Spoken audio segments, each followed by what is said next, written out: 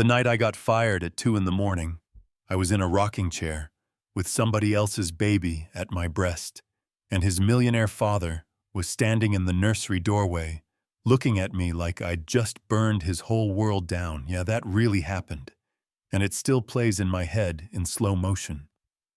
He kept his voice low and controlled, way scarier than if he'd yelled, "Camille, what exactly do you think you're doing with my son?" And even with my heart pounding so hard, I thought I'd drop the baby. I still said, "I'm feeding him, Mr. Hart." He couldn't keep anything else down. Aiden was 3 months old, finally quiet after hours of screaming and throwing up formula. His little hand fisted in my shirt, like I was the only safe thing left in the world. And even while shame and panic crashed over me, there was this stubborn voice in my head saying, if I had to, I would do it again. You know when your brain is yelling, "This is a terrible idea," and your heart just shrugs and goes, "Watch me." That was me in that nursery. Broke Nanny from the South Side, breastfeeding the son of a rich widower in his perfect Lakeview Hills mansion at 2 a.m. Fully aware women like me don't usually get second chances in rooms like that. To understand why I crossed that line, you need to know that 6 weeks earlier I had walked out of a hospital with aching breasts, empty arms, and a tiny bracelet in a plastic bag because my daughter Nova only lived 7 days before a doctor said congenital heart defect and nothing anyone could have done while handing me a grief pamphlet. My body didn't care about the explanation. My milk came in full force, my shirts stayed soaked. My tiny apartment felt like a museum of failure, with the crib in the corner and unopened bottles on the counter, and the rent still showed up like clockwork. Even though I could barely stand to look at my own reflection, I couldn't face going back to my daycare job, couldn't picture standing in a room full of healthy babies making cheerful small talk. So one night at 3 a.m., I was doom-scrolling job listings when I saw it.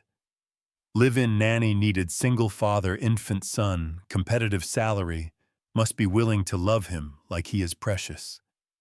It was for a man named Daniel Hart out in Lakeview Hills, the part of town where driveways have gates and kids have ponies. And right there in the listing, it said his wife died during childbirth, which felt like a warning label and a plea taped together. And that word, precious, hooked into me harder than I wanted to admit.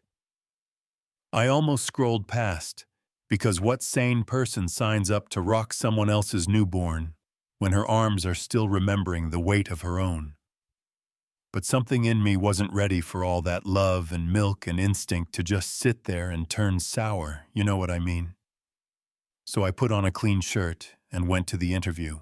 His house looked like a magazine, spread all glass and white couches and art that probably had a name, and Daniel looked exactly like his articles. Tall, neat, expensive watch, that self-made CEO posture. But his eyes told the truth. They were the eyes of a man who hadn't really slept since the day his world split open. We sat in his office and he asked the usual questions about my daycare experience and references, very professional. Then he glanced at my file and said a little too carefully, "You don't have kids of your own, right?" And in that split second, I knew I could lie and make his life simpler, or tell the truth and risk losing everything. I chose the truth and said I did. Her name was Nova. She died last month. She was 7 days old, and the air went still. His hand froze on his pen, and I kept talking because if I stopped, I was going to sob. I told him grief is expensive. I know what a real emergency looks like now, and if he trusted me with his son, I would protect that boy with everything I had, because I already knew how it felt to leave a hospital empty-handed. For a long moment, the CEO mask slipped, and it was just a tired father looking at a tired mother. Then he nodded once and said, "You can start Monday," like the decision had already been made somewhere deeper than his calendar. And that is how I ended up in a small room off his kitchen, with 2 suitcases and a baby monitor on my nightstand. Very quickly, Aiden became my whole day. Bottles at 6, tiny baths, tiny socks, those serious eyes studying me, before he finally relaxed, the way his fingers wrapped around mine like I was his anchor. And as messed up as it sounds, taking care of him was the one thing that made my own grief feel survivable. During the day, it was mostly just me and him and the soft hum of the house staff drifting around the edges, and once or twice a week, Daniel's mother Eleanor arrived like a cold front in pearls, smiling tight, and saying "Thank you, Camille," to my face, while quietly warning her son behind doors that attachments to staff make things messy. At 7 every night, Marla the overnight nurse appeared in her scrubs and sensible shoes, 30 years of experience in every calm movement, and I would kiss Aiden's soft hair, hand him over, and go back to my room where I hooked myself up to a pump, watched my milk fill bottles. I poured down the sink and told myself not to think too hard about all that warmth going to waste. The night everything blew up started off as boring as any other. Marla on time, Aiden bathed and fed baby monitor humming on my nightstand. Then around 10:30 his cry cut through the quiet, sharper and more frantic than usual, the kind that makes every nerve in your body jump to attention. I waited a few minutes assuming Marla had it, but he kept ramping up, so I padded down the hall to peek in. The nursery found the crib empty and the crying echoing up from the kitchen, and there was Marla pacing with him saying he was just gassy and I should be sleeping, that she had everything under control. I went back to my room, left the monitor on, and a little after 11 it finally went quiet. I exhaled, flipped my pillow, and that's when I heard a faint ringtone through the speaker and Marla's voice saying, "What do you mean they admitted you?" "Okay, I'm coming, don't move," followed by footsteps, the front door, and then nothing. I stepped into the hallway, just in time to see her car pulling out of the driveway. Like the building was on fire, grabbed my phone, called Daniel, got his voicemail, left a shaky message saying the nurse had left, I was with Aiden, please call, then texted the same thing, and stared at that dark screen like I could will it to light up.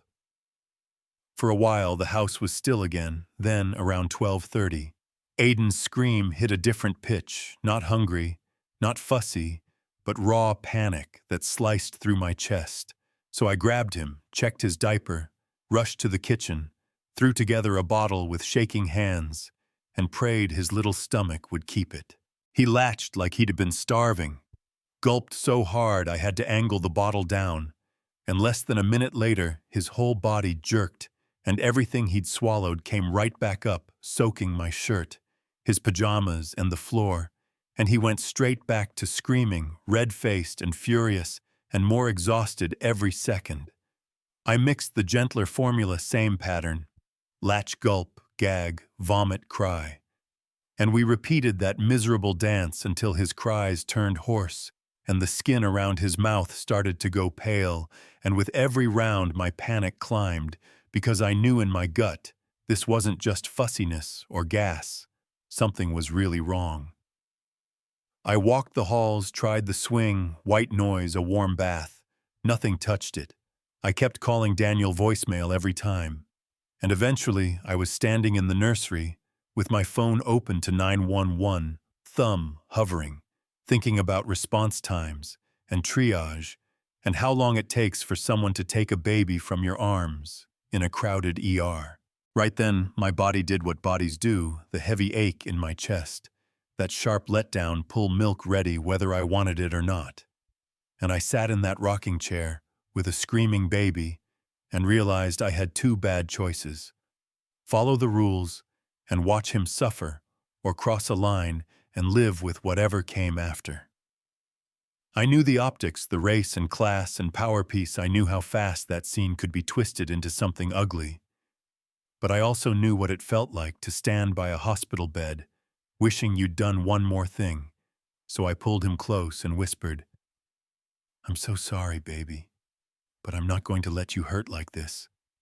And I let him latch. The change was immediate. His rigid little body softened. The screaming cut off, his fists opened.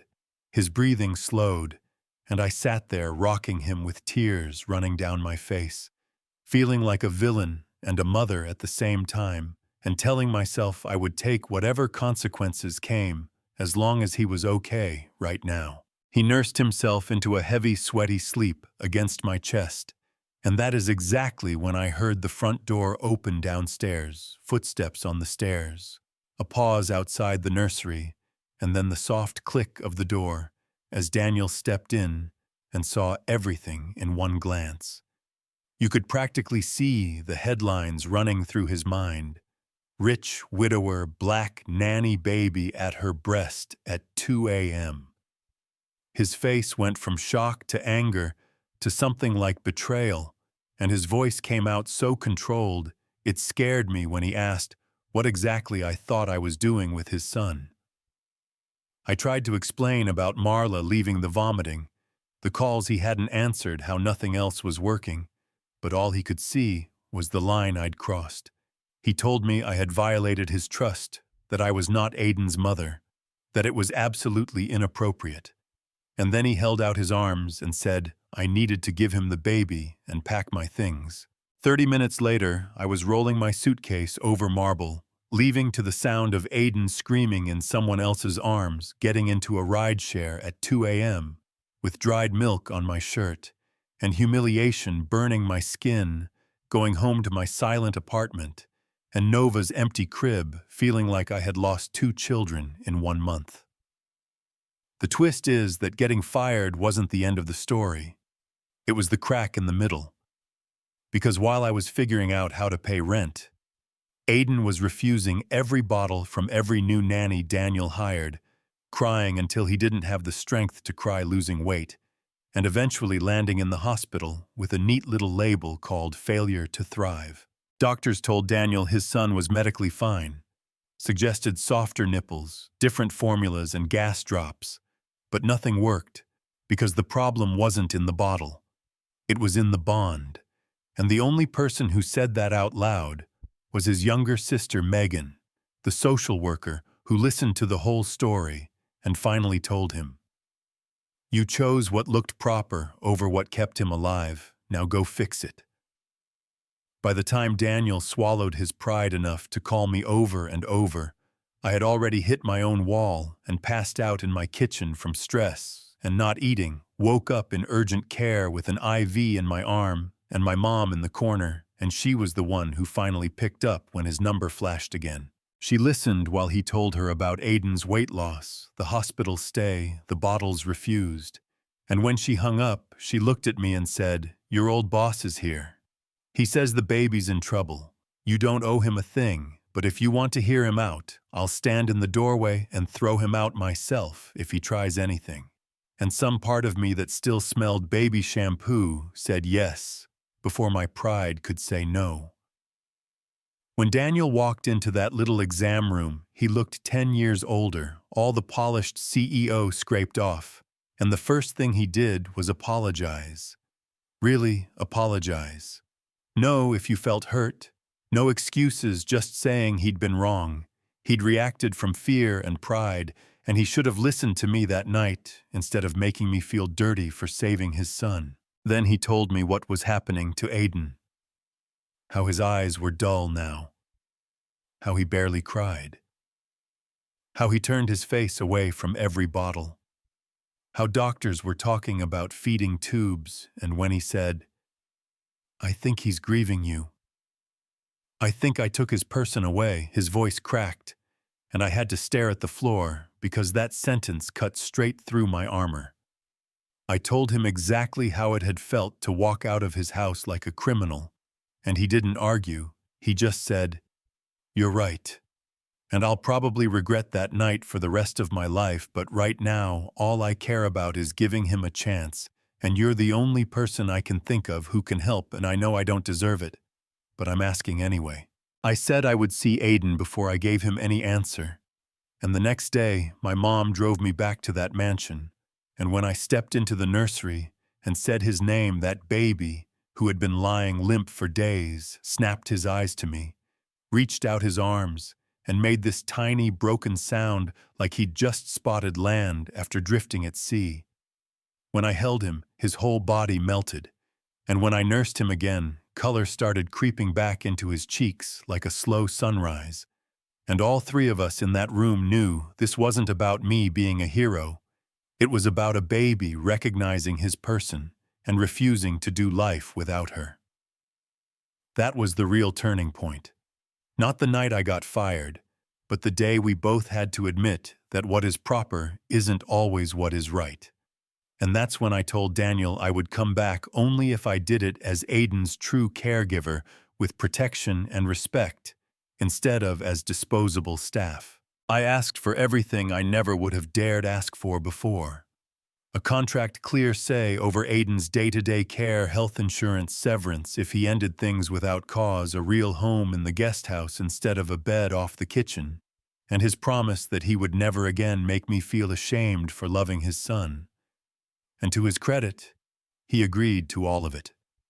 Within days of me moving into that little house at the back of the property and taking over his care again, Aiden turned around. He ate, he slept, he smiled. His doctor called it remarkable. I called it a baby, finally getting his person back. And Daniel's mother called it inappropriate, until her son told her that if she couldn't be kind to me, she didn't need to visit. From there, the story gets quieter and a little softer. Not fairy tale perfect, just real. The three of us built a rhythm. Daniel worked less and showed up more. We raised Aiden together from that guest house kitchen table. We talked about his wife and my daughter, and how grief had broken us open in different ways and shoved us into each other's lives. Feelings got complicated like they do when you're co-parenting as much as working. But we took it slow, always putting Aiden's heart first. And one night when he was older, he looked up at me from his crib and said, "Mama," then at Daniel and said, "Dada." And in that simple little moment, he named what we already were. A family that didn't look like the plan, but was real anyway. Now we live in that guest house as a unit. Aiden has a little sister named Grace. The big house is full of boxes for the nonprofit. I started to help grieving parents. Daniel makes terrible pancakes on Sundays. My mom spoils the kids. And sometimes when the house is finally quiet, I think back to that first night and how one desperate choice in a rocking chair got me fired and also saved my whole life. So now I want to ask you, if you walked in at 2 a.m. and saw what Daniel saw that night, your nanny nursing your 3-month-old, without asking, would you have fired her? Thanked her, called the cops, or something in between? And does the fact that she's black and he's a rich white man change how you feel about it, even if you don't want it to? And if you were me, alone in a big quiet house with a screaming baby who can't keep formula down, no doctor on the way, no boss picking up a body, still making milk for a child who isn't there, would you have done what I did, or would you have protected the rule book and watched him suffer rather than cross that line? I'm genuinely curious, so tell me in the comments who you think was more wrong that night. Me for breaking a boundary, Daniel for firing me without listening, or both of us in different ways. And if my story hit you anywhere in the heart, hit like, subscribe, share it with someone who needs to hear it, and let's talk about pride power and what really matters when it's just you, a baby, and a choice nobody prepared you for.